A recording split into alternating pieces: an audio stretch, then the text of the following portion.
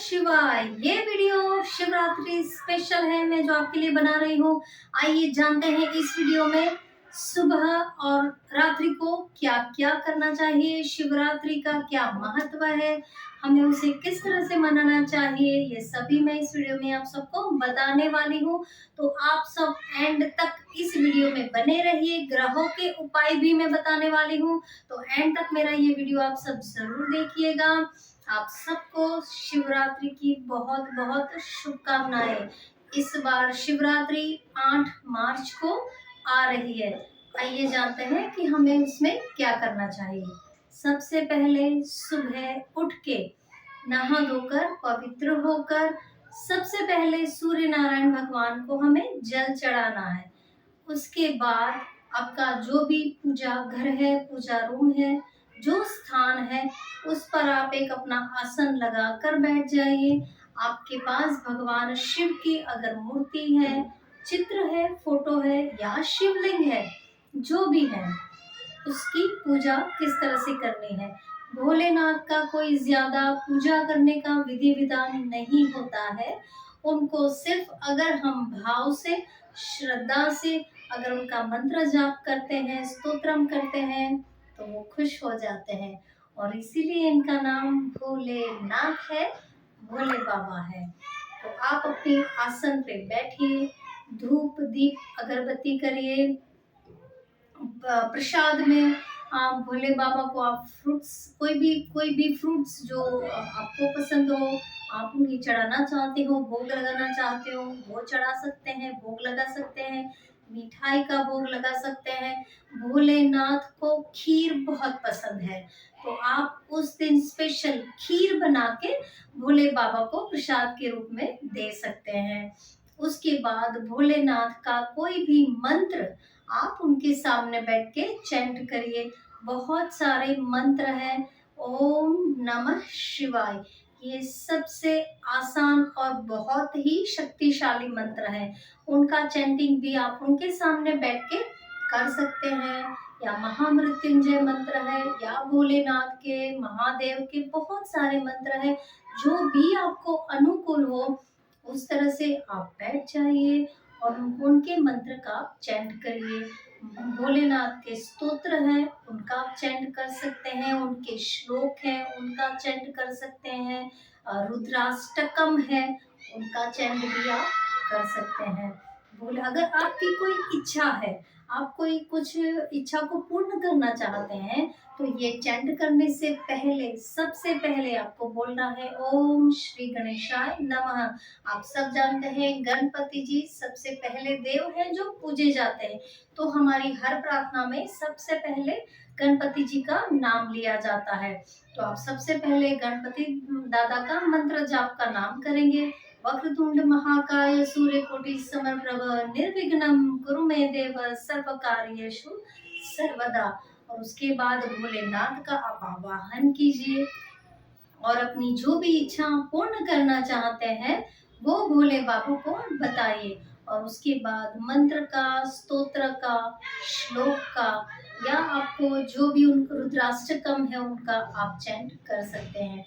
इस दिन आप लघु रुद्र भी मंदिर में जो लोग करवाते हैं तो वो भी आप करवा सकते हैं, उनका भी बहुत अच्छा फल मिलता है। दूसरी बात, इस दिन अगर आप पूरे दिन कोई मंत्र लेकर उनका चैंटिंग करें तो बहुत अच्छा रहता है। क्योंकि इस दिन जो ये जो भोलेनाथ के सारे मंत्र जो भी है वो बहुत ही शक्तिशाली है। तो वो जो मंत्र की ऊर्जा है ना, वो हमारे अंदर पूरे दिन प्रवाहित होती रहती है। हम अगर उनका चैंट करते हैं तो वो जो ऊर्जा उत्पन्न होती है हमारे अंदर, ठीक है, वो प्रवाहित होती है। इनसे हमारी शक्ति बढ़ती है और जो भी हमने, हमारी कोई भी इच्छा जो हम रखते हैं उसकी पूर्ति भी बहुत जल्दी होती है। या फिर भोले बाबा हमें रास्ता दिखाते हैं, हमें मार्ग दिखाते हैं कि भाई आप इस मार्ग पे चलो, ये चीजें कर लो तो आपकी इच्छा बहुत ही जल्दी फलीभूत होगी। तो कोई भी एक मंत्र महादेव का लेकर आप इसका चैंटिंग कर सकते हैं।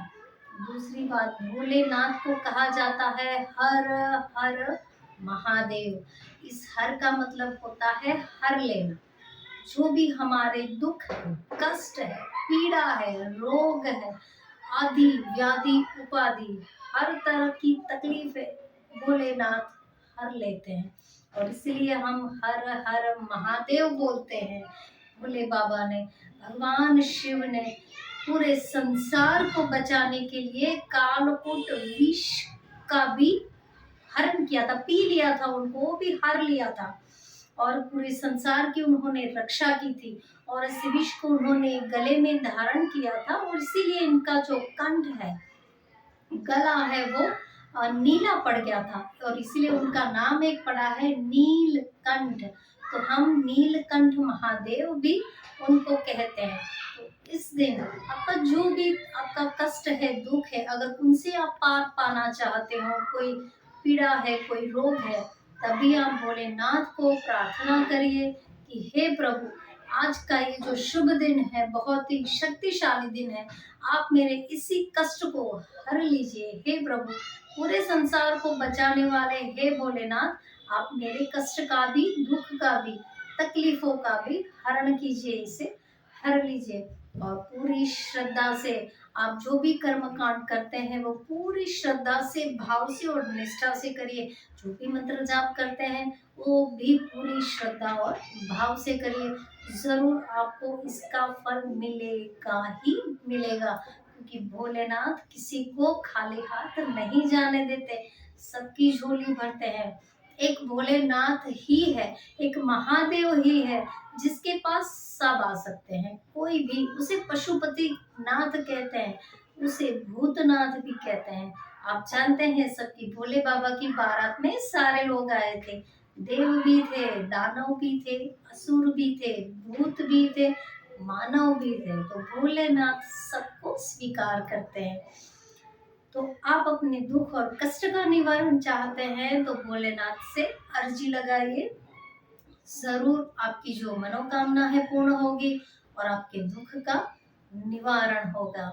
अब आइए बात करते हैं, ये तो हो गया दिन की बात। और दिन में आपको शिवरात्रि है तो उपवास करना है, व्रत करना है और जितना आप कम खा सको ये बहुत अच्छा रहता है।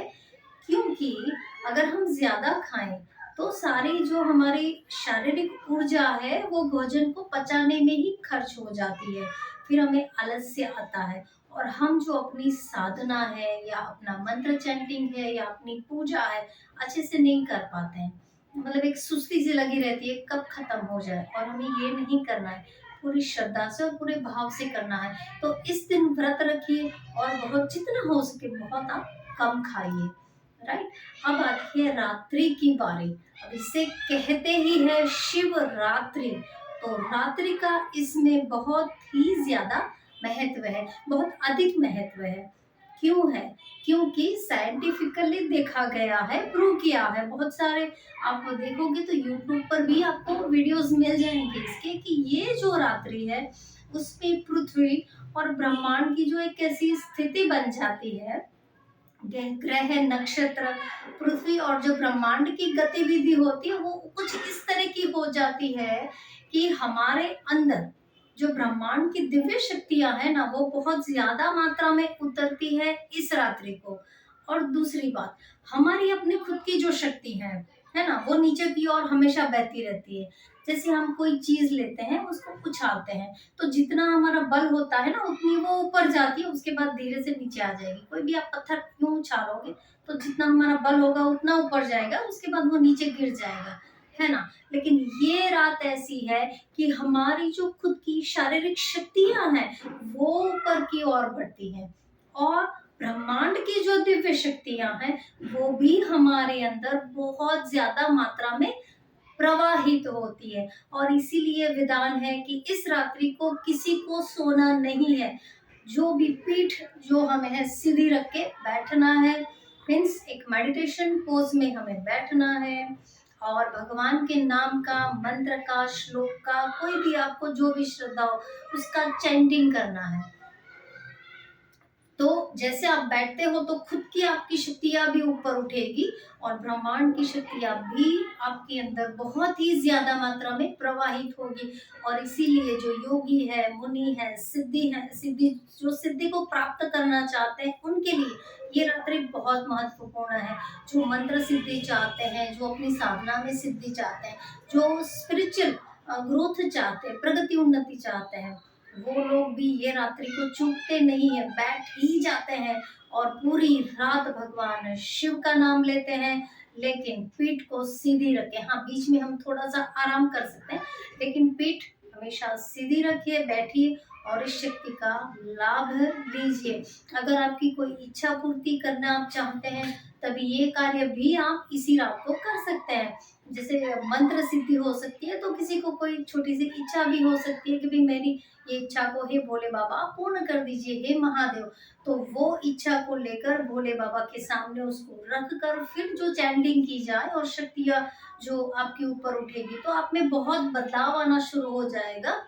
तो इस रात्रि को आप मत चूकना और पीठ सीधी रख के बैठना और भोलेनाथ का नाम लेना। भगवान आशुतोष आपको आशीर्वाद देंगे ही देंगे, जरूर देंगे। पूरा ब्रह्मांड अपनी शक्तियों की वर्षा कर रहा है और हमें इसको अपने अंदर ग्रहण करना है। तो आप इस रात्रि को जरूर मनाइएगा। ये शिवरात्रि की भी कथा है। किसी पुराणों में कहा गया है कि इस दिन शिवरात्रि की एक कथा है। किसी पुराण में कहा गया है कि इस दिन भगवान शिव का मां पार्वती के साथ विवाह हुआ था। और कोई पुराण में ये कथा मिलती है कि इस दिन शिवलिंग की जो है उत्पत्ति हुई थी, जो अग्निलिंग है उसकी उत्पत्ति हुई थी ब्रह्मांड में। और फिर आपको कथा पता है कि विष्णु और ब्रह्मा के बीच में कंपटीशन चला और भगवान विष्णु की अब पूजा होती है और ब्रह्मा जी को पूजा से उन्होंने निषेध किया था। तो उनके बहुत मंदिर भी है। तो ये उनकी कथा है कि इस रात्रि को ही शिवलिंग की उत्पत्ति हुई थी। अब हम जानते हैं उपाय के बारे में कि हमें क्या उपाय करने चाहिए ग्रह के अनुकूल।